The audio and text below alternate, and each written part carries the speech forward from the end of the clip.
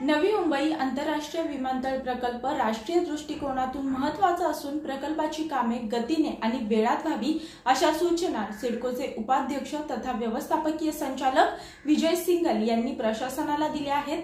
सिडकोच्या व्यवस्थापकीय संचालक पदाचा कार्यभार स्वीकारल्यानंतर विजय सिंगल यांनी सर्व विभाग प्रमुखांची भेट घेऊन सुरू असलेल्या प्रकल्पांची माहिती घेतली।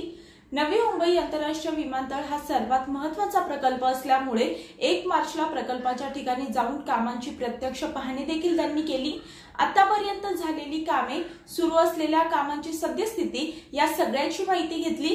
देशासाठी हा प्रकल्प महत्त्वाचा असल्यामुळे त्याचे काम गतीने आणि वेळेत पूर्ण व्हावे अशा सूचना यावेळी सर्व अधिकाऱ्यांना दिल्या।